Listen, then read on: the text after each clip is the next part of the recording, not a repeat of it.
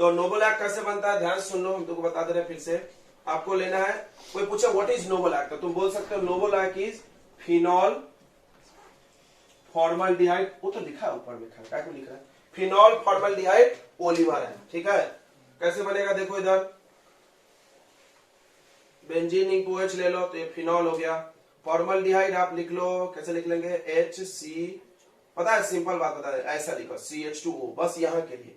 तुमको पसंद है तो लिखना, नहीं पसंद है तो भाई पटे तो टेक, नहीं तो राम टेक, आगे बढ़ो ऐसे, ठीक है। अब क्या होगा, यहाँ का O, यहाँ का O नहीं, हाँ नहीं जो O नहीं बाबा, ऐसा मत लिखो, कंफ्यूजन हो जाएगा तुमको, ठीक है। यहाँ पर H छुपा हुआ है, चाहो तो तुम H को उजागर कर सकते हो, जो छुपा है, और फिर ये H इसको मिल जाएगा, और ये जाके यहाँ भी जुड़ता है, यहाँ भी जुड़ता है, सब जगह जुड़ता है। तो क्या बन जाता है बच्चों, ये बन जाता है यहाँ OH, यहाँ बन जाता है CH2OH, क्लियर। ऑर्थो पे फिर यही चीज पारा पे भी देखने को मिल सकती है, प्लस दोनों देखने को मिले। ये नहीं, ये रिएक्शन अगर नहीं भी आ रहा तो चलता है, आपको ये लिखना बस जरूरी है, this is important for us, बस हमको तो इसी काम है ना, सबका जरूरत क्या है, मतलब बना है, लिखने की जरूरत नहीं है।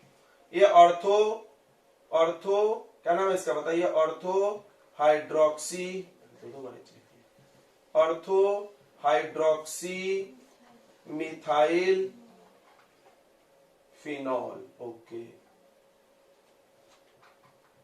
अब इसी को पॉलीमराइज करेंगे, स्टेप 1 था ये, स्टेप 2 में क्या होगा, इसको हम लोग पॉलीमराइज करेंगे, मतलब इसको फिर से हीट करेंगे।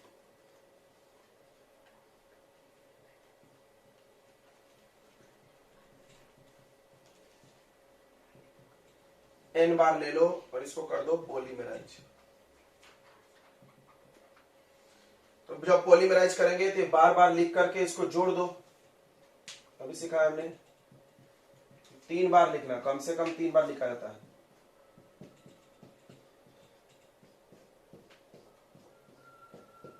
तीन बार OH लिख दो, ठीक है।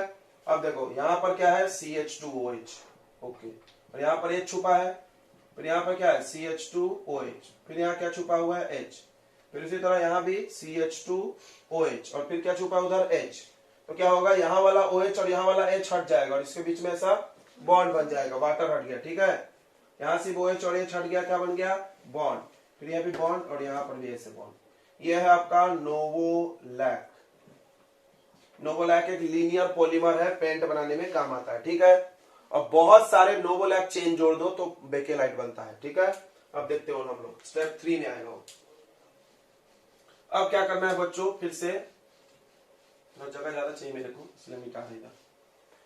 तो अब हम लोग को क्या करना है, नोवोलैक का जो चेन है, ध्यान से सुनना, नोवोलैक चेन के लिए आपने क्या क्या लिया था, फिनॉल और फॉर्मल्डिहाइड।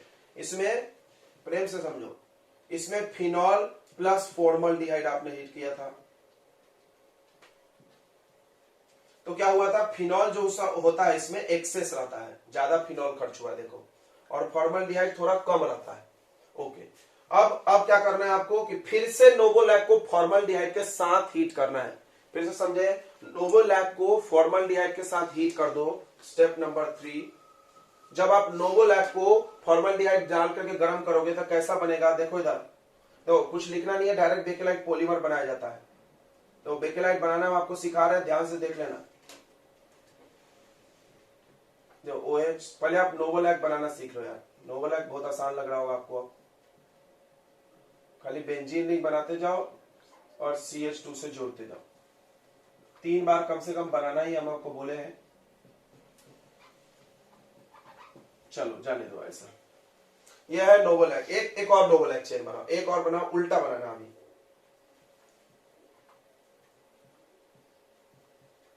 तो MP बोर्ड वाले तो 10th में भी पढ़े होंगे, था ना 10th में बेकेलाइट, पता नहीं, याद ही नहीं होगा।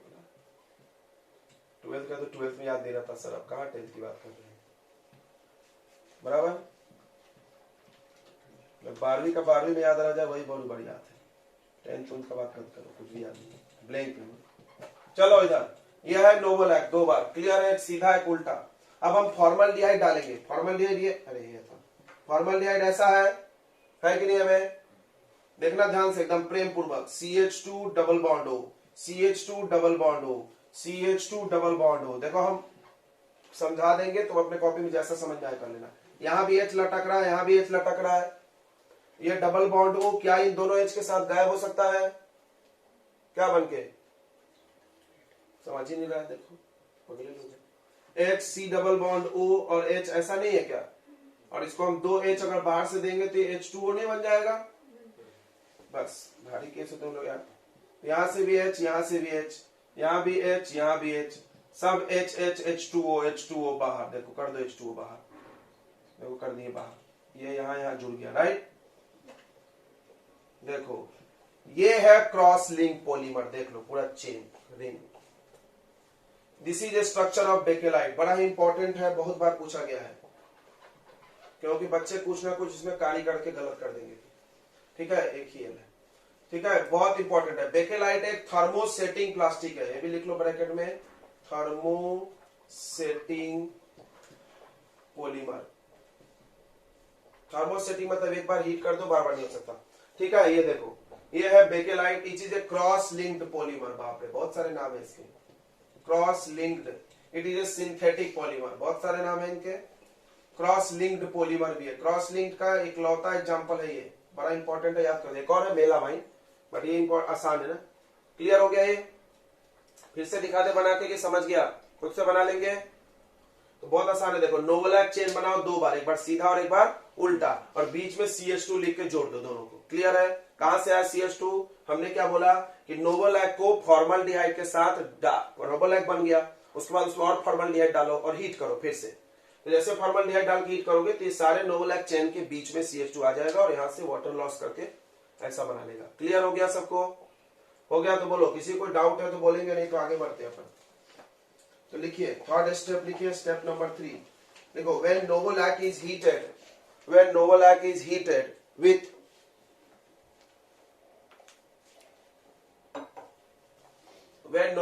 heated with formaldehyde, when novolacc is heated with formaldehyde, it form a solid mass, कठोर मास बन जाता है। it form a solid mass, एक सॉलिड मास बन जाएगा, कड़क, वो पिघलेगा भी नहीं डबल से। मतलब देखो जो बेकेलाइट बनाते होंगे आपके जो हैंडल वाले, वो कैसे बनाते होंगे? ऐसे नोवोलैक लाते होंगे, नोवोलैक पिघलता है, नोवोलैक लाओ, उसमें फॉर्मल्डिहाइड करके हीट कर लो भाई, उसके बाद तुम डबल कभी उसको पिघला नहीं सकते। एक बार श्योर शॉट बना लो, यूज हुआ तो यूज, खराब हो गया तो फेंकना पड़ेगा, और कोई चॉइस नहीं है आपके पास। क्लियर है ना? इसलिए एकदम सांचे वाचे में डाल डोल के गर्म करना, बन के निकलेगा सीधे फ्रेश, जाके लगा दो जहां लगाना है। चलिए, तो इसको बार बार आप गर्म नहीं कर सकते, हमने बताया था। इट इज नॉट फ्यूजेबल, लिखे था ना, फ्यूज मतलब क्या होता है? Solid to liquid, solid to liquid ये डबल से कभी नहीं बनेगा, तुम कितना भी गर्म कर लो। चलो तो लिख लो अगला, it is form a solid mass called bakelite, called bakelite. अगला लिखो, it is a infusible solid, it is a infusible, infusible को ब्रैकेट में लिखना, can not be melted, can not be melted. It is a infusible solid, bracket में लिख रहा हूं, can not be melted, नहीं पिघला सकते तुम इसको। इस यूजेज लिखो, it is use to make switch, switch, कंघा, कंघा, comb, handles, handles of utensil, switches बनता है, हैंडल्स ऑफ यूटेंसिल बनता, कंघी बनता, कंघी कोई लेके प्लास्टिक का बन जाता है। तो बेकेलाइट का कंघी पार्लर में देखे होगे, ब्लैक कलर का रहता है, सलून में देखे क्या, अच्छा करक रहता हो। चलिए आगे बढ़ा जाए, नोट कर लिया सबने बेकेलाइट। तो नोवोलैक के बाद आएगा बेकेलाइट, नोवोलैक हटा दो यहां से।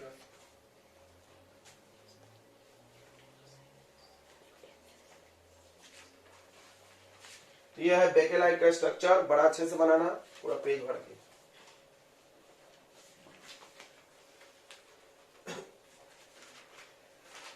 तो नेक्स्ट है बच्चों मेलामाइन, मेलामाइन आएगा, उसके बाद बस 2 पॉलीमर और पढ़ेंगे, नेचुरल रबर और सिंथेटिक रबर, खत्म फिर चैप्टर। जल्दी करो।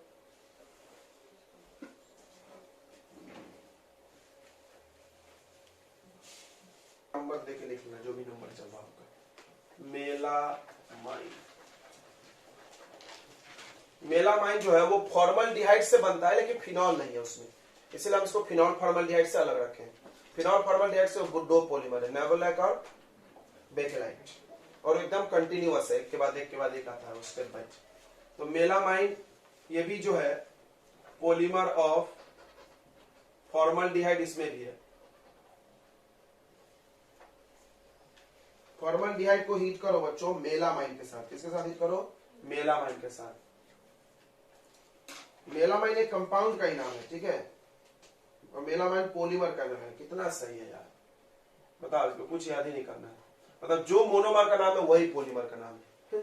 मेलामाइन मोनोमर भी है। अब मेलामाइन ही कैसे याद होगा, ध्यान दो, ध्यान दो, इधर इधर ध्यान दो सब लोग। मेलामाइन बनाना है, देखना बहुत आसानी से बता देंगे। देखो मेलामाइन एक बेंजीन रिंग जैसा कंपाउंड है, याद रखो। मेलामाइन, आपको दो चार चीजें दिमाग में रखना होगा। मेलामाइन एक बेंजीन रिंग जैसा कंपाउंड है जिसमें अल्टरनेट कार्बन और नाइट्रोजन प्रेजेंट होगा। अल्टरनेट मतलब एक के बाद एक। देखो इधर ध्यान से देखना, हम आपको बता रहे, कार्बन फिर नाइट्रोजन फिर कार्बन फिर नाइट्रोजन फिर कार्बन फिर नाइट्रोजन, हो गया बेंजीन रिंग। अब तुम चाहो तो कार्बन को नहीं भी लिख सकते हो, तुमको पता है कि कार्बन अगर हम नहीं भी लिखेंगे तो वहां क्या माना जाएगा? कार्बन ही माना जाएगा, नहीं माना जाएगा? बेंजीन रिंग में कार्बन लिखते हैं क्या? नहीं लिखते ना यार, तो ऐसे लिख दो आप, मत लिखो, बस दिमाग में तो होगा ना कि कार्बन कार्बन है। ओके, अब अल्टरनेट डबल बॉन्ड्स बना दो, double bond single bond double bond single bond double bond. Okay, क्या है बेंजीन जैसा दिख रहा है? बिल्कुल दिख रहा होगा। अब क्या करिए, ध्यान से सुनो, अब क्या करना है आपको कि अगर बुक जैसा बनना है तो यहां से नाइट्रोजन से चालू किया उन्होंने, ऐसा कुछ फर्क नहीं पड़ेगा, याद रखना, गलत नहीं होगा। एन तो एन, फिर यहाँ सी, फिर एन, फिर यहाँ पे सी, फिर यहाँ पे एन, फिर यहाँ पे सी। क्लियर है? देखो तो क्लियर है क्या? एनसी एनसी एनसी है, डबल बॉन्ड अल्टरनेट। ओके, अब क्या करो आप, अब क्या करो, नाइट्रोजन के लिए, नाइट्रोजन के बाद जो कार्बन है उन सब पे NH2 जोड़ दो। क्या जोड़ दो? NH2। बदला निकालना पड़ेगा ना, उधर भी नाइट्रोजन चाहिए उनको। बोलो, इतना समझ में आ गया तो बोलो, यह है मेलामाइन। याद हो जाएगा मेलामाइन, तो बेंजीन जैसा ही है, अल्टरनेट नाइट्रोजन कार्बन बॉन्ड है, जहां जहां कार्बन है वहां पे NH2 फिर से जोड़ दो लाके, कार्बन पे नाइट्रोजन पर जोड़ देना। नाइट्रोजन के 3 बॉन्ड पूरे हो गए, देख लो 3, कार्बन का नहीं हुआ था। चलिए, हो गया, समझ में आ गया। अब इसको रिएक्ट कराना है फॉर्मल्डिहाइड से, H C double bond O और H, फॉर्मल्डिहाइड। बहुत आसान है, इसको तुम भी कर सकते हो। ये जाके यहीं कूदेगा, तुमको भी पता है, यहां जाएगा तो इसको, इससे क्या मिल जाएगा? हाइड्रोजन। इसको हाइड्रोजन चाहिए ना O को, और ये जाकर के यहां पर जुड़ जाएगा, टुक। चलिए, तो क्या बनेगा बताओ जल्दी से, क्या बनेगा? जुड़ने के बाद क्या बनेगा?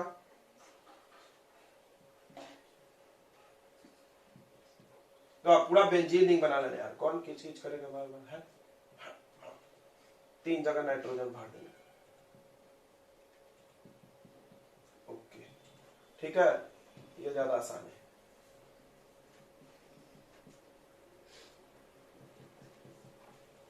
तो यहां हो जाएगा NH, हाँ बोलो, NH होगा। क्यों NH होगा भाई? इसको एक H दिया ना अपन ने, फिर ये जाके इससे जुड़ेगा, क्या जुड़ता है? CH2 और उसके साथ OH। ये है इंटरमीडिएट। इंटरमीडिएट का नाम बहुत सुनोगे। इंटरमीडिएट किसको बोलते हैं बच्चों? जो रिएक्टेंट और प्रोडक्ट के बीच का होता है। इंटरमीडिएट क्या होता है? जो रिएक्टेंट भी नहीं है और प्रोडक्ट भी नहीं। अब इससे प्रोडक्ट बनेगा। अब इसी चीज को बार बार रिपीट करो, तो यहां का OH और यहां का H हटा दो। देखो हम यहां बना रहे नीचे, ध्यान देना।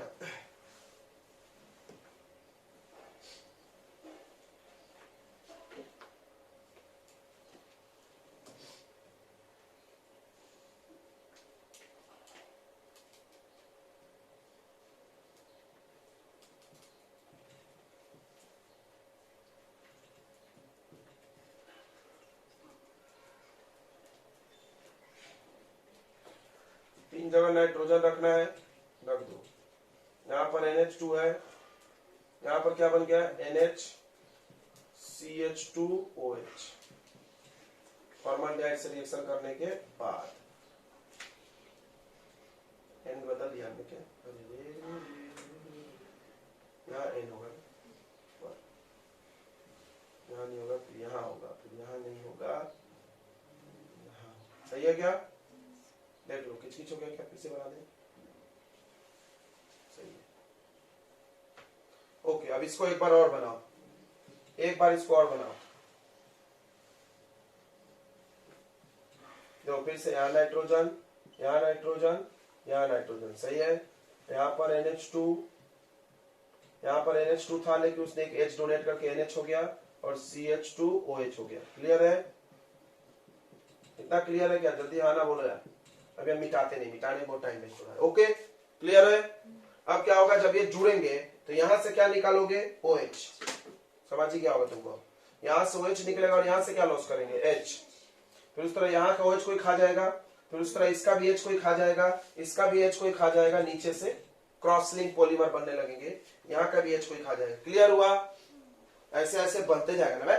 इसका H कोई निकाल लेगा नहीं क्या? OH, उधर साइड वाले का OH, इसका H, इसका OH, जैसे इसका H निकला उसी तरह सोचो, जिस तरह से यहाँ का OH H निकला उसी तरह यहाँ का OH फिर बगल वाले का H होगा कि नहीं होगा?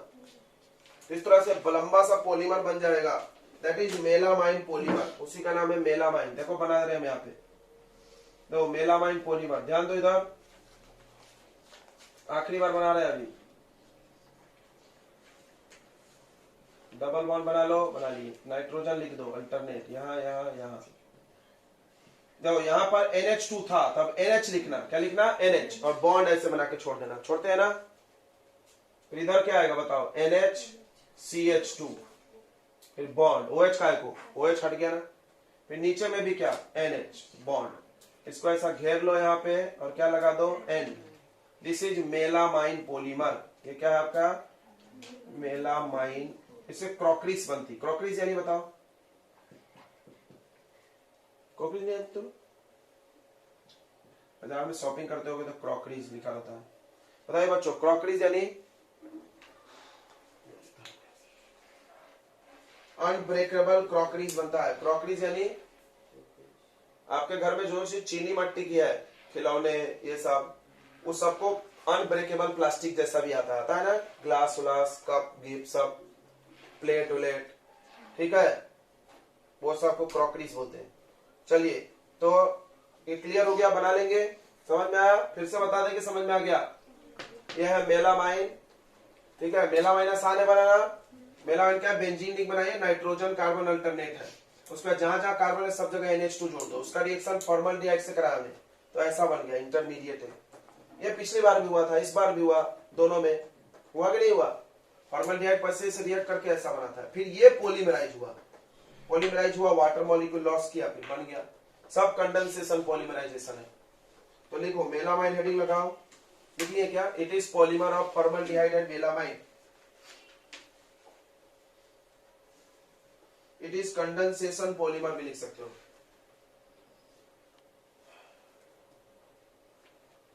देखो, it is formed by polymerization of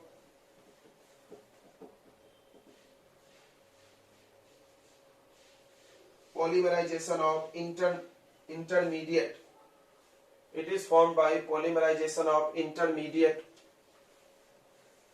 formed by reaction of melamine and formaldehyde. It is formed by polymerization of intermediate. देखो ये इंटरमीडिएट ही पॉलीमराइज हुआ है, ये इंटरमीडिएट कैसे बना है? इन दोनों से। Clear? Form by polymerization of intermediate which is formed by polymerization of intermediate, उसको क्या बोला था हमने? intermediate of melamine and formaldehyde, intermediate of melamine and formaldehyde. Next point पे लिखो, it is used to make unbreakable crockeries. Crockeries आप नहीं जानते तो स्पेलिंग बताना पड़ेगा, क्रॉकरी, ठीक है। It is used to make unbreakable crockeries.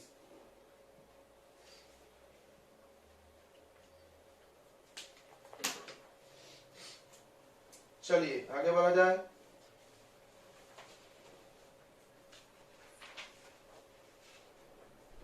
अब रबर हेडिंग लगाओ, हो गया तो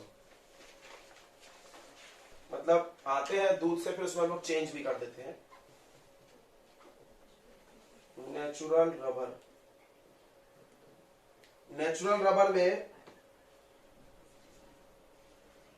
दो क्लास होता है, एक वल्केनाइज रबर भी होता है, अभी हम बताएंगे आपको।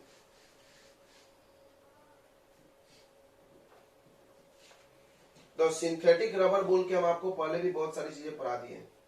सिंथेटिक रबर में आपने एक पढ़ा होगा बूना एस, पढ़े है ना। सिंथेटिक रबर कौन है? बूना एस है नहीं क्या? और एक नियोप्रीन भी अभी मिलेगा आपको, बूना एन बूना एस, दोनों सिंथेटिक रबर है।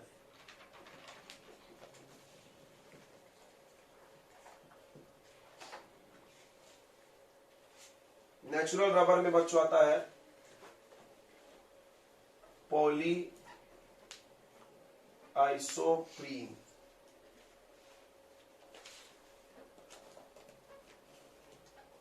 पॉली आइसोप्रीन आता है, नहीं तो वेल्केनाइज रबर भी आएगा। वेल्केनाइजेशन का नाम सुने हैं क्या?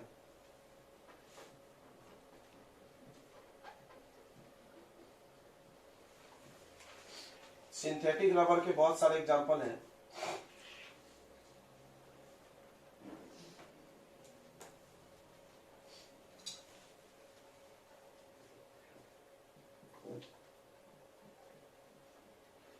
पॉली नियोप्रीन होगा, नहीं नियोप्रीन।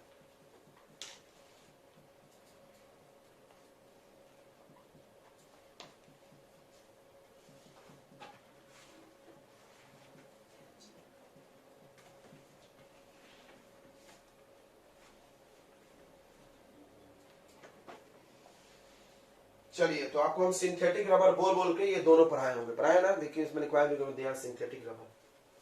तो मैनमेड है, ये मैनमेड है और ये प्रकृति से आया। दोनों में कुछ फायदे और कुछ नुकसान होंगे।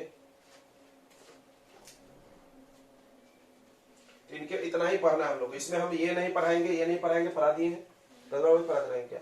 बस हम यहाँ ये पढ़ाएंगे, ये पढ़ाएंगे, ये पढ़ाएंगे, खत्म, फिर रबर, बस फिर चैप्टर खत्म। फिर एक छोटा सा टॉपिक है बायोडिग्रेडेबल और नॉन बायोडिग्रेडेबल, डिफरेंस लिख के खत्म। मतलब कौन कौन पॉलीमर बायोडिग्रेडेट होता है और कौन कौन नहीं होता। हमने क्या बोला? सब नहीं होता, होने वाले में बहुत कम ही लोग हैं, सब नहीं होता। तो बस वो कौन कौन होता है वो याद करना है आपको। एक हम याद करा दिए, nylon 26, right. Nylon 26 is biodegradable polymer. Okay, तो धीरे धीरे हम सब पढ़ाई दिए तुमको बहुत बात। चलिए, तो सबसे पहली बात करते हैं नेचुरल रबर कहां से आया। रबर कहां से आया भाई? नेचुरल ही बोलेंगे। तो नेचुरल रबर बच्चों, रबर प्लांट से रबर लैटेक्स कलेक्ट किया जाता है, रबर लैटेक्स। और इस रबर लैटेक्स का कोलाइडल सोल्यूशन मिलता है हम लोग को। रबर लैटेक्स क्या है? रबर लैटेक्स एक colloidal solution, colloidal solution of rubber in water. पेड़ से जो आता है उसको रबर लैटेक्स बोलते हैं। वो होता क्या है? दूध जैसा दिखता है। तो दूध जैसा दिखता है तो उसमें होता क्या है? रबर होता है पानी में घुला हुआ। तो एक कोलाइडल सोल्यूशन है। कोलाइडल तो सबने पढ़ा होगा, 3 प्रकार का सोल्यूशन। ट्रांसपेरेंट जो नहीं है उसको क्या बोलते हैं हम लोग? कोलाइडल। पढ़े होंगे आपने colloidal, true solution, suspension, 9th में पढ़े होंगे। तो कोलाइडल उसको बोलते हैं जो ट्रांसपेरेंट नहीं हो, पूरा मिल गया अच्छे से लेकिन ट्रांसपेरेंट नहीं, जैसे ब्लड, मिल्क, वो सब कोलाइडल है। तो ये भी एक कोलाइडल सोल्यूशन होता है जिसको हम लोग रबर लैटेक्स बोलते हैं। ठीक है, नेचुरल रबर के बारे में जो जो चीज हम लोग जानते हैं लिखेंगे। सबसे पहली बात, ये एक इलास्टोमर है, इलास्टोमर। तुम इलास्टोमर के बारे में क्या सुने हो कि वीक क्या? वैन डर वाल्स फोर्स, इतना तो सबको याद होगा, याद नहीं है रे? इलास्टोमर उसको बोलते हैं जिसके बीच में कमजोर फोर्स हो और वो क्या होना चाहिए? इलास्टिक। क्या होना चाहिए? इलास्टिक। ओके, तो रबर एक इलास्टोमर है, इलास्टिक होता है, weak van der Waals force है इसमें। ओके, दूसरा एक नेचुरल पॉलीमर का भी एग्जांपल है, तो ये भी लिखो यार, it is a natural polymer. जहां जहां इस एग्जांपल को आपने देखा है सब लिखो, एक नेचुरल पॉलीमर है। ठीक है, उसके बाद बड़ा इंपॉर्टेंट बात, it is a linear polymer. ये एक लीनियर पॉलीमर भी है, लीनियर पॉलीमर भी है। देखो ये एग्जांपल आपको कहां कहां लिखने काम आएगा, नेचुरल में भी, लीनियर में भी, इलास्टोमर में भी। ओके, इलास्टोमर तो आप खुद से सोच लो, रबर बहुत लचीला होता है। उसके बाद इसका जो मोनोमर है, वहां लिखा है हमने, मोनोमर है बच्चों आइसोप्रीन। क्या नाम है इसका? आइसोप्रीन। अब आइसोप्रीन कैसा होता है ध्यान दो। आइसोप्रीन को हम लोग बोलते हैं 2 मिथाइल 1,3 ब्यूटाडाइइन, तो ये भी याद हो जाएगा, एक झटके में तुमको याद होगा, क्योंकि सबने ब्यूटाडाइन इतने बार देखे हैं कि बच्चे बोर हो गए हैं ब्यूटाडाइन देख देख। ये देखो, ये तो सबको याद है ना, याद है कि नहीं याद है बोलो। बस इसमें एक चेंज, ध्यान दो इधर, इसमें एक चेंज मतलब दो चेंज करके हम सबको दो पॉलीमर एक साथ उड़ा देंगे। क्या बात की है सर आपने। हाँ, तो नियोप्रीन और आइसोप्रीन, तुमको नहीं लग रहा है दोनों भाई भाई है? प्रीन प्रीन देख रहा है, दोनों का सरनेम सेम है, प्रीन प्रीन। तो ये प्रीन प्रीन देखो, आइसोप्रीन में CH3 लगाना और नियोप्रीन में क्लोरीन लगाना, खत्म। देखो 2 पे, 1 पे तो लगा भी नहीं सकते ना, ब्रांचिंग 1 पे होता है कभी? ब्रांचिंग 1 पे होता है क्या? नहीं, 2 पे लगाना है। कोई बोला इधर से, अबे इधर से भी लगा लो, क्या फर्क पड़ेगा, दोनों एक ही है।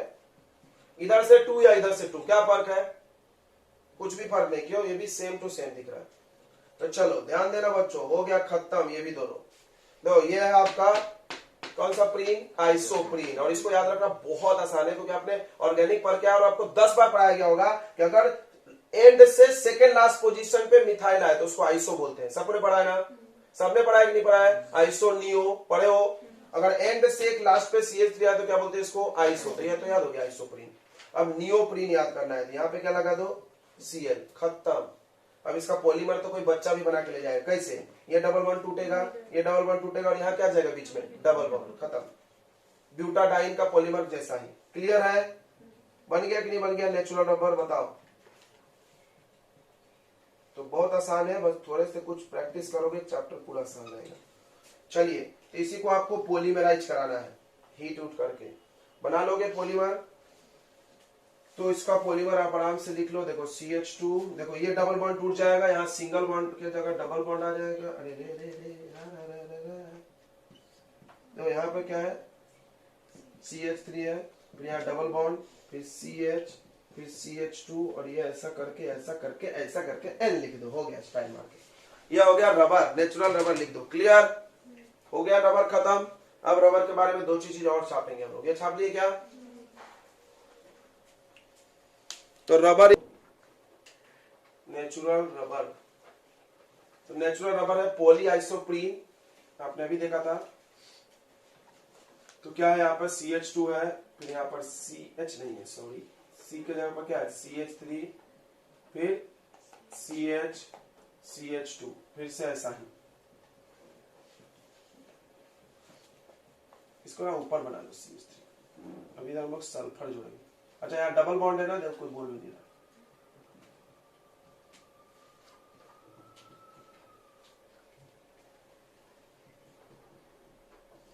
ऐसा ही है ना, ये ऐसा लाइन से चलते जाएगा। अब क्या किया गया, ध्यान से समझना। अब क्या करो आप, ऐसा एक और चेन बनाओ। बड़ा मुश्किल काम है, नहीं बनाना।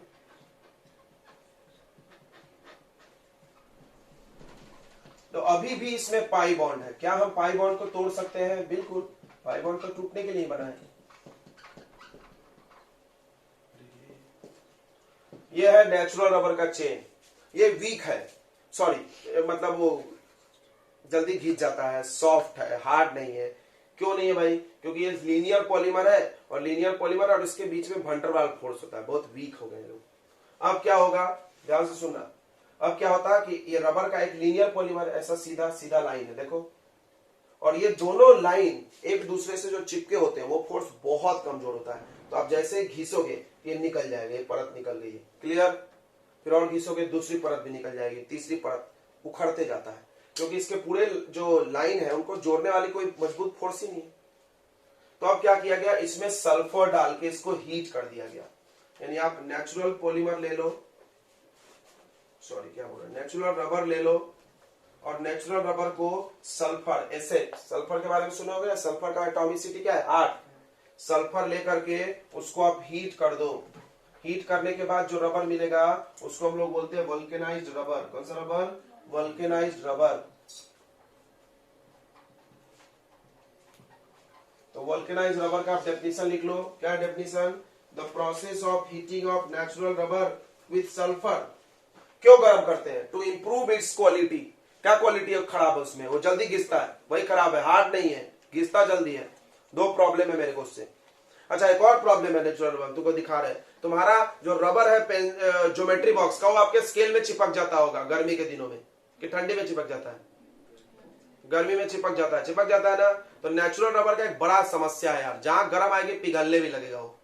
अब बताओ टायर के साथ अगर ऐसे हुआ तो हो गया कल्याण। फिर तो 3 प्रॉब्लम गिना दिए, चौथा प्रॉब्लम हम गिनाते हैं। आप अपने जो रबर है, वो जो जिससे आप मिटाते हो, दैट इज नेचुरल रबर है।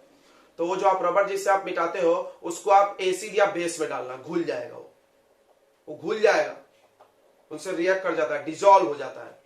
तो ये सारे प्रॉब्लम्स को सुधारने की जरूरत पड़ी। ठीक है, नेचुरल रबर क्या है, सॉफ्ट है, जल्दी घिस जाएगा, वियर एंड टीयर बर्दाश्त नहीं करेगा, जहां खींचे फट जाएगा, टूट जाएगा। ऐसे कस के घिस दो रबर टूट जाता है फट से। तो वियर टीयर मतलब फट सकता है, टीयर हो सकता है, ठीक है, घिस जाएगा, सॉफ्ट है, हार्ड नहीं है, फिर वो पिघलने लगता है जल्दी। फिर उसके बाद क्या होता है, किसी भी सॉल्वेंट में घुलने को देखता हो, एसिड बेस सॉल्ट में घुलने लगेगा वो, सब प्रॉब्लम में है। इन्हीं सारे प्रॉब्लम्स को सुधारने के लिए हमने उसमें सल्फर डाल के हीट किया और उससे एक बहुत मजबूत रबर मिला। अब सवाल है कैसे मिला, वो हम लोग देखेंगे। ठीक है, तो वल्केनाइज रबर उसको बोलते हैं। ठीक है, तो वल्केनाइजेशन क्या है, लिखो आप ध्यान से, लिखिए सब लोग डेफिनेशन। वल्केनाइजेशन आप हेडिंग लगा दो, हेडिंग क्या लगा दो, वल्केनाइजेशन। वल्केनाइजेशन हेडिंग लगाइए, लिखिए the process of heating of natural rubber. The process of heating of natural rubber, the process of heating of natural rubber with sulphur, पूरा सल्फर लिखना, SULPHER, with sulphur to improve its property, to improve its property, to improve its property,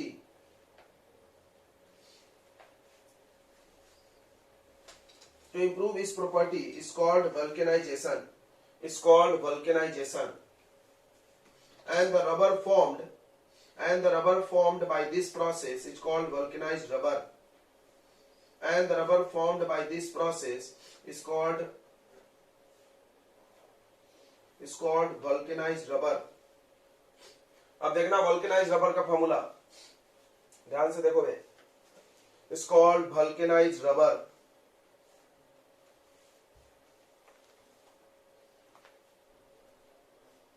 लिख लिखिएगा सबने। चलिए, तो लिखने के बाद आप ये रिएक्शन लिखना पड़े, ये कुछ मत छापना, ये लिखो आप, नेचुरल रबर प्लस एसिड यानी सल्फर हीट करें वल्केनाइज रबर।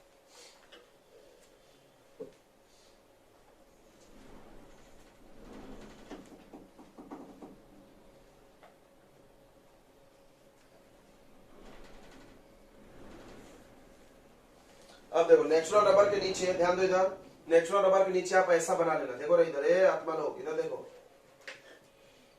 इधर देखिए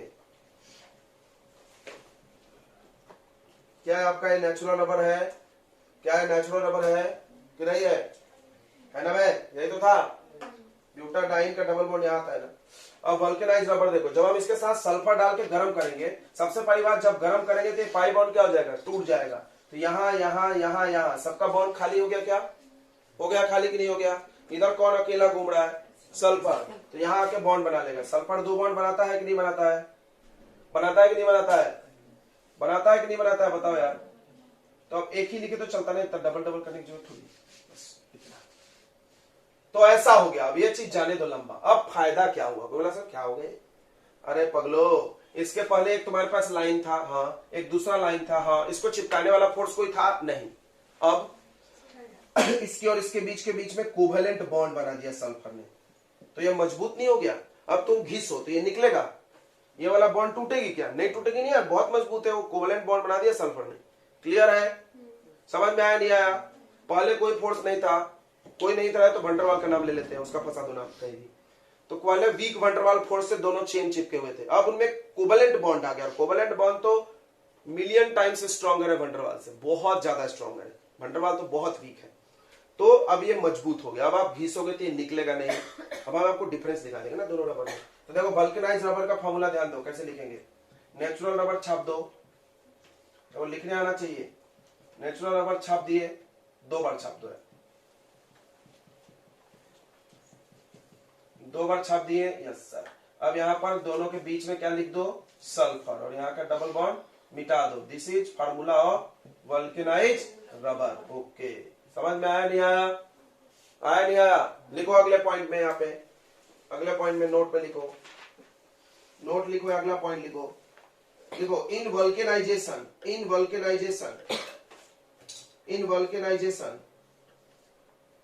sulphur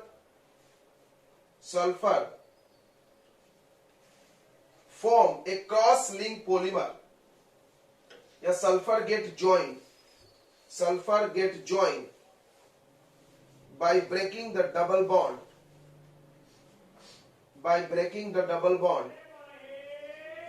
sulfur get joined by breaking the double bonds between two chains, by breaking the double bonds present in the chain, by breaking the double bond present between chains.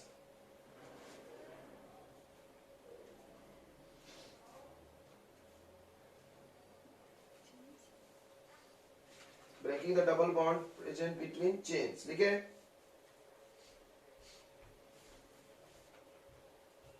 ठीक है, तो ये गर्म करना है, कितना गर्म करना है ये भी लिखा है, कोई जरूरत तो नहीं है टेम्परेचर की, मत लिखो यार, याद कर लेते।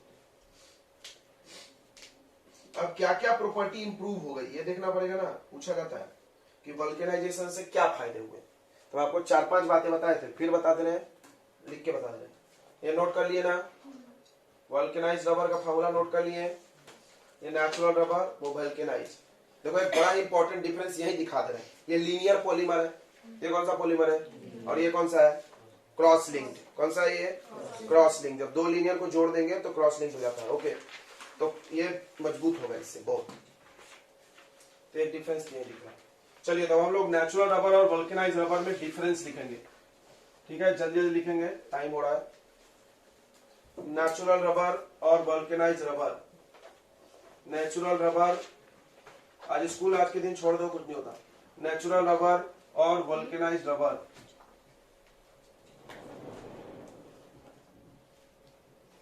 वल्केनाइज रबर, इसको जाना है, जा सकता है भाई, ऐसा नहीं बोलेगा मास्टर ने स्कूल छोड़ा दिया, तो पेरेंट्स में चिल्ला लेंगे। आपको रिकॉर्डिंग मिल जाएगा, आप देख लेना। Okay, natural rubber and vulcanise rubber में डिफरेंस ध्यान देगा। पहला डिफरेंस हम लिख दे रहे हैं क्योंकि हम इसको मिटाने वाले हैं, तो बाद में आएगा नहीं तो बार बार थोड़ी बना के दिखाएंगे यार। पहला डिफरेंस लिख दो, इट इज कौन सा polymer, it is linear polymer, ये एक लीनियर पॉलीमर है, ये देख लो ध्यान से भाई। और इट इज कैसा polymer, it is cross linked polymer. Okay good, it is cross linked polymer. अब हम इसको हटा सकते हैं, ठीक है, बना लिया ना सबने। दूसरा बात लिखते हैं, बहुत सारी बातें इनमें, ढेर सारा डिफरेंस है। तो अगला पॉइंट है, ये सॉफ्ट होता है, सॉफ्ट, चिकना, एंड स्टिकी। स्टिकी समझता है क्या, किधर तो भी चिपक जाता, तुम्हारे ज्योमेट्री बॉक्स में अक्सर चिपक जाता होगा, चिपका है क्या कभी कि नहीं चिपका। स्टिकी, ये क्या है, हार्ड और नॉन स्टिकी है, इसका तुम खुद लिख लोगे ना, ये क्या है, हार्ड और नॉन स्टिकी, पलटना तो है बस, एंटोनिम सिनोनिम्स। उसके बाद ये मजबूत कम होता है, लो स्ट्रेंथ, सुनो भाई,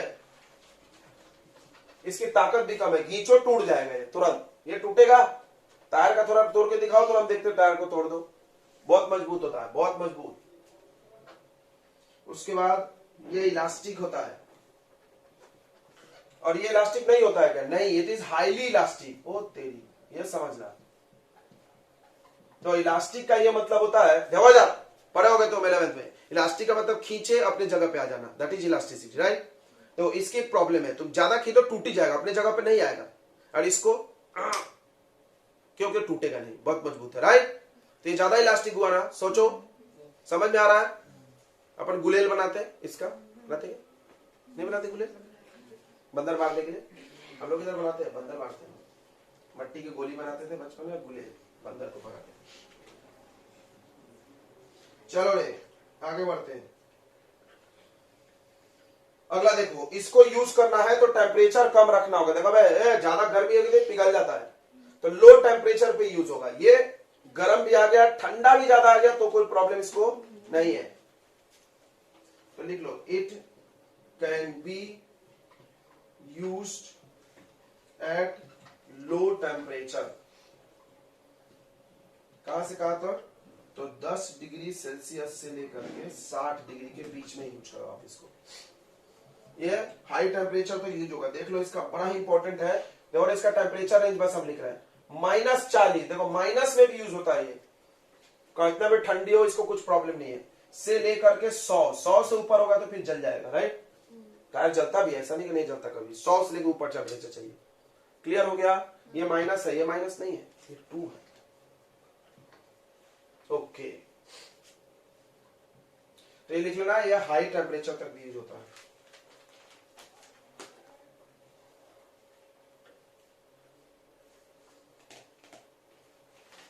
लो वियर टियर रेसिस्टेंस, मतलब ये वियर मतलब खिंचाव, और टियर माने फटना, जिसको नहीं पता हिंदी लिखना, खिंचाव और फटने को बर्दाश्त नहीं कर सकता है, टूट जाएगा, फूट जाएगा, ये वो नहीं फूटेगा। अगला सोलेबल इन सॉल्वेंट, ये घुल जाता है काइमेरी, लाइक इसमें किसमें घुल जाता है, ईथर में घुल जाएगा, कार्बन टेट्राक्लोराइड में घुल जाएगा, पेट्रोल में घुल जाएगा, बुला के देख लेना भाई, पेट्रोल तो है सबके पास। ये इनसोलेबल है, ये क्या है, इनसोलेबल, लिख लेना उल्टा। चलिए, तो ये है आपका डिफरेंस नेचुरल रबर और वल्केनाइज्ड रबर। और हो सकता है ये पूछा जाए वल्केनाइजेशन क्यों करते हैं, क्या फायदे हैं, तो आप लिख देना ये सब फायदे हैं, डिफरेंस मत लिख देना पागल जैसा, ये खुद से बना के लिख देना कि इसका ताकत बढ़ जाता है, घुलता नहीं है, इलास्टिसिटी बढ़ जाती है, ज्यादा टेम्परेचर तक यूज होता है, वियर टियर कैपेसिटी बढ़ जाती है, ये सब चीजें लिख देना। ओके, चलिए हो गया, तो आगे बढ़ा जाए, आगे बढ़ा जाए। नेचुरल रबर खत्म, वल्केनाइज्ड रबर खत्म, अब सिंथेटिक रबर हो गया क्या बच्चों, आगे बढ़े, बोलो ना, नहीं बोल रहे,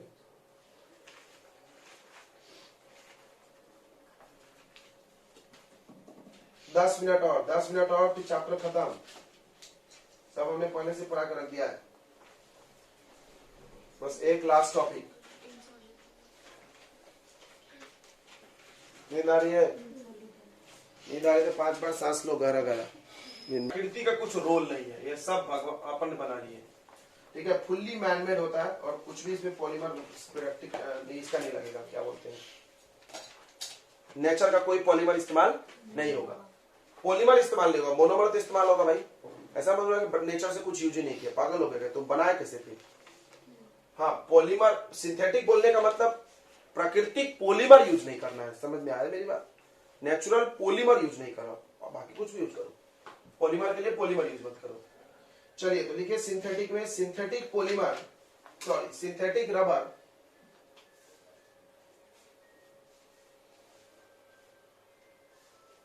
synthetic rubber are highly elastic, are highly दो बार में लिख सकते हो, इलास्टिक। तो तुमने देखा होगा कि लाल कलर का रबर का बैंड आता है, जिससे वो लोग गुलेल बनाता है, देखे हो क्या, ऐसे पट्टे जैसा लाल कलर का, बहुत इलास्टिक होता है, बहुत। यहाँ पर वो बांधते हैं, अपना वो थैला बांधते नहीं उसमें, मोटरसाइकिल के पीछे, अरे मोटरसाइकिल के पीछे थैला वैला बांधे के रस्सी आती ना रबर की, उसमें ऐसे हूं कराते दोनों किनारे, किसी ने नहीं देखा आज तक, बहुत कलरफुल दिखता है, बहुत अच्छा भी दिखता है। और एक रस्सी ऐसी आती है, ऐसा लंबा होता है, मस्त है, वो बहुत इलास्टिक होता है, उसको कितना भी खींचो नहीं टूटता है वो, ध्यान दिए कभी, बहुत इलास्टिक, हाईली इलास्टिक, उतना इलास्टिक ना रबर हो सकता ना कुछ नहीं, तो ये बहुत ज्यादा इलास्टिक है, मजबूत भी है, लेकिन मजबूती में वल्केनाइज्ड रबर को पार नहीं करेगा, ध्यान समझना, मजबूती में वल्केनाइज्ड रबर को पार नहीं करेगा, लेकिन हाईली इलास्टिक है। वल्केनाइज्ड रबर का क्या है, बहुत प्रॉब्लम होगा उसको खींचने में, लेकिन ये बहुत इलास्टिक है, इसको अगर हम लंबा करें तो ये अपने ओरिजिनल लेंथ का डबल हो जाएगा, मतलब अगर हम 1 मीटर का खरीदे तो खींच के 2 मीटर कर सकते हैं इसको, समझ में आ रहा है, लिखो इस बात को, लिखो लिखो, it can become twice of its original length, it can become twice of its original length on pulling,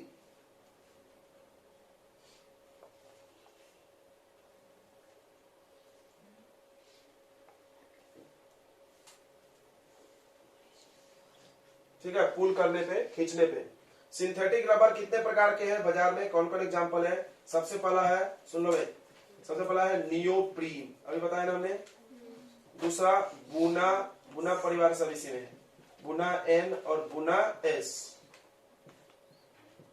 तो तुम एक बात गौर नहीं कर रहे हो, तुम लोग गौर नहीं कर रहे हो, यही प्रॉब्लम है तुम्हारे साथ। क्या तीनों बुना परिवार है, बिल्कुल है, बिल्कुल है, अरे भैया इसमें भी तो बुना जैसा ही है, देखो ना इसको, देखो रे इधर, इधर देखो भाई, ये है आपका बुना, है कि नहीं बुना।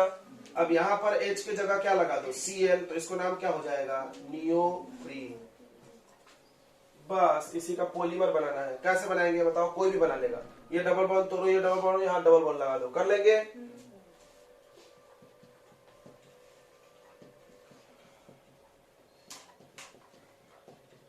एन बार खत्म।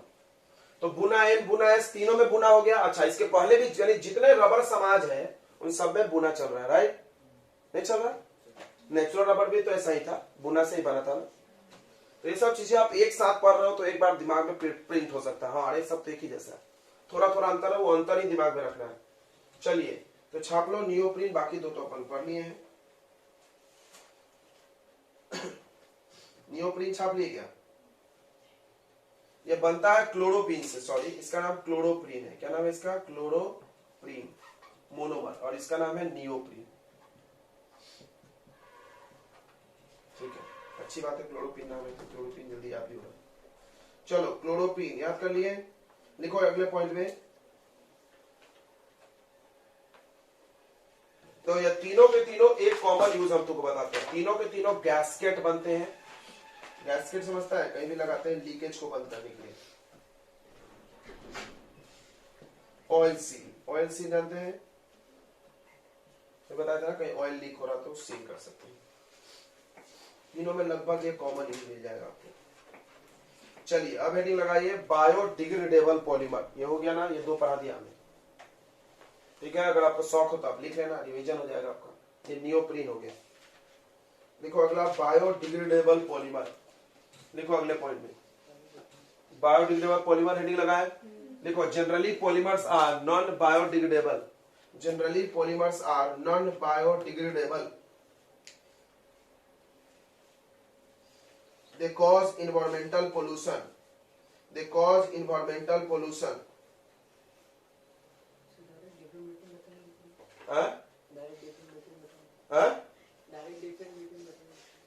किसमें, नहीं डिफरेंस लिखा है नहीं है, बायोडिग्रेडेबल पढ़ना है, नॉन बायोडिग्रेडेबल क्या पढ़ेंगे, पढ़ लिए पूरा।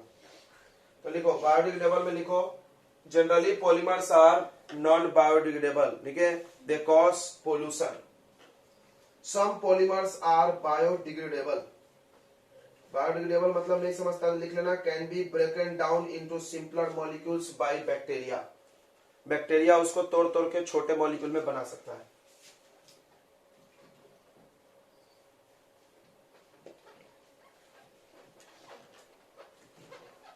बायोडिग्रेडेबल पॉलीमर, ध्यान देकर, बायोडिग्रेडेबल पॉलीमर लिखे। बायो मतलब लिविंग, डिग्रेडेड मतलब ब्रेक डाउन, वर्ड में ही छिपा है। बायो मतलब लिविंग ऑर्गेनिज्म, डिग्रेडेबल मतलब ब्रोकन डाउन, तोड़ करके छोटा छोटा मॉलिक्यूल बना दे, इनटू सिंपलर मॉलिक्यूल्स, छोटे छोटे मॉलिक्यूल्स में तोड़ा जा सकता है, ठीक है। तो बायोडिग्रेडेबल पॉलीमर्स के एग्जांपल आप याद कीजिए जो इसका ही। एक है PHBV, जो इसका फुल फॉर्म एक मार्क में आया बहुत बार, पॉली बीटा हाइड्रोक्सी ब्यूटरेट। तो poly hydroxy butyrate, H for hydroxy butyrate, ये बीटा बीटा भूल भी गए तो चलता है। उसके बाद को बीटा हाइड्रोक्सी वेलरेट, को बीटा हाइड्रोक्सी। अब तुमको समझाओगे इसका फुल फॉर्म क्यों आया, नहीं, वेलरेट, भयानक ही है। देखो ये तो आप देर याद करो, देखो पॉली, पॉली उसके बाद हाइड्रोक्सी ब्यूटरेट, उसके बाद हाइड्रोक्सी ब्यूटरेट हो गया ना, उसके बाद इसका नाम वेलरेट, फिर ये छूट गया, को बीटा हाइड्रोक्सी वेलरेट।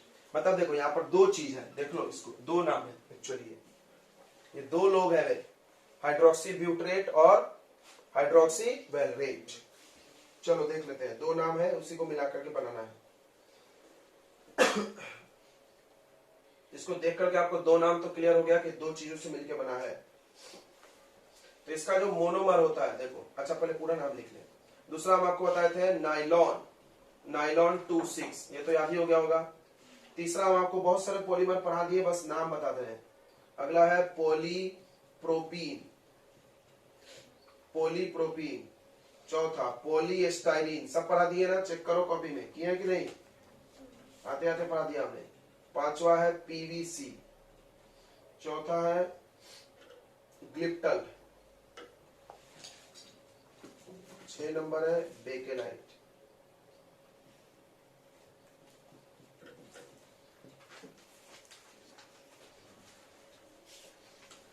चलिए, ये सब आपका बायोडिग्रेडेबल है, क्लियर है, बाकी नॉन बायोडिग्रेडेबल। नोट कर लिए, इसमें से हम सब पढ़े, कुछ नहीं पढ़ेंगे, सिर्फ एक पढ़ेंगे, ये वाला ऊपर वाला, बस, फिर चैप्टर खत्म। चलो, इतने देर पेशेंस बनाए रखे हैं, बहुत बहुत धन्यवाद। और 5 मिनट और दें, चैप्टर खत्म करके यहाँ पर जाएंगे। ओके, नोट कर लिए ना। अरे तो आसान है ना, पीवीसी ग्लिप्टल बेकेलाइट अभी पढ़ाए थे, पीवीसी ग्लिप्टल, ग्लिप्टल अभी पढ़ाए थे ना, टेरलिन का भाई, और बेकेलाइट। चलिए, तो पीएचवीसी कैसे बनता है, ध्यान से देखना। तो ये आता है, इस पे स्टार मारो, डबल स्टार ट्रिपल स्टार मारो यार, इस पॉलीमर पे, बहुत इंपॉर्टेंट है। इसका नाम है 3 हाइड्रोक्सी। इसका नाम बताओ रे, ऑर्गेनिक केमिस्ट्री पढ़े ना, इधर से काउंटिंग होगा 1 2 3 4, तो एक ब्रांचिंग हो गया, तो क्या नाम होगा, 3 हाइड्रोक्सी। 4 कार्बन का कार्बोक्सिलिक एसिड, क्या नाम होगा, जल्दी बोलो, ब्यूट, फिर एन, फिर ओइक एसिड, पढ़ाया गया है, 3 हाइड्रोक्सी ब्यूटेनोइक एसिड। उसके बाद आप लीजिए 3 हाइड्रोक्सी पेंटेनोइक, देखो ब्यूटेनोइक के बाद पेंटेनोइक, ब्यूटेनोइक के बाद पेंटेनोइक, 3 हाइड्रोक्सी उसमें भी, 1 2 3 4 5, हो गया। तो 1 2 3, 3 पे हाइड्रोक्सी, बाकी सब CH2 बना दो। ओके, इसका नाम होगा 3 hydroxy pentanoic acid, pentanoic acid. Okay, अब इसका कराइए पॉलीमराइजेशन। पॉलीमराइजेशन होने के लिए अल्कोहल क्या डोनेट करता है, H, सबको याद होगा, और कार्बोक्सिलिक क्या डोनेट करता है, OH, ये तो एकदम याद हो गया होगा यार, कितने बार किया हम लोग। अब उसके लिए सामने होना चाहिए ना, अरे ये हवा में रहेगा तो कैसे होगा, यहाँ पे रहना चाहिए, तो हम इसको मोड़ रहे हैं, थोड़ा ध्यान देना, हम इसको मोड़ रहे हैं, थोड़ा ध्यान देना बच्चों, हम मोड़ रहे हैं, आप नोट कर लिए ना, क्योंकि हम मोड़ करके दिखाएंगे, बाद में नहीं दिखाएंगे, ठीक है। डबल डबल कौन बनाते रहेगा। इस CH3 को हम नीचे लिख सकते हैं और OH को इधर, किसी को कोई आपत्ति है तो आप पहले ऐसा लिख लेना, नहीं तो बाद में दिक्कत होगा समझने में। फिर इसमें भी हम इसको ऐसा नीचे मोड़ रहे हैं, CH2 CH3 मिटाते हैं। क्या हम इसको ऐसा अरेंज कर सकते हैं अपनी सुविधा के लिए, कर सकते कि नहीं कर सकते हैं, करना ही पड़ेगा, करना ही पड़ेगा यार, हटाओगे कैसे वाटर तुम, फिर नहीं करोगे तो। अब वाटर रिमूव करिए, एकदम गोलगप्पे जैसा हो गया यार, यहाँ से OH, यहाँ से H गायब, यहाँ का H गायब, फिर यहाँ का फिर से क्या गायब, OH, जोड़ो, लिखो, काम खत्म, नाम ऊपर लिखा ही है, क्लियर हो गया। खुद से लिख लोगे ना, इतना तो पढ़े हैं पॉलीमर यार, खुद से नहीं लिख लेंगे, चलो फटाक से लिख लो, खत्म करो। ये है पीएचबीवी, पीएचबीवी वेरी इंपॉर्टेंट, सबसे ज्यादा पूछा जाता है यार, स्टार मार दो इस पे, बताया भी मैं तुमको।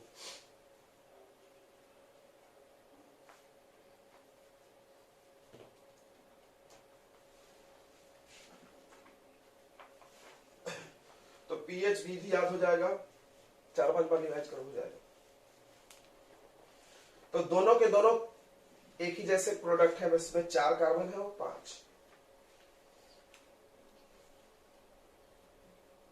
ऐसा डैश करके एन कर देना, कर लोगे ना। अच्छा, सीओ को कैसे बनाते हैं, C डबल बॉन्ड O लिखते हैं, सब ध्यान रखोगे ना, लिख के दिखाएंगे, लिख लोगे, देखो ऐसा आएगा, इधर से O आएगा, यहाँ CH, नीचे CH3, देखो यहाँ को OH हटाना चाहिए, ओ सॉरी, देखो रे, आप सीधा सीधा छापे ना, सीधा सीधा छापे ना, ऐसा टेढ़ा तो नहीं कर दिए, समझने में दिक्कत होगी, या टेढ़ा भी छापो तुमको समझना चाहिए। अब देखो बस ये ऐसा, ये देखो यहाँ से OH गया तो C डबल बॉन्ड O हो गया, इधर क्या बना है O, फिर क्या है CH, तो देख देख के लिख देना है, CH2 नीचे में CH3, इधर बगल में CH2, फिर क्या आएगा C डबल बॉन्ड O, ऐसा लाइन खींचेंगे, ब्रैकेट लगाएंगे और यहाँ N लिख देंगे, खत्म। आया समझ में। चलो तो बहुत बहुत अच्छी बात है, हम लोग मिलके एक ही दिन में पॉलीमर चैप्टर का बाजा बजा दिए।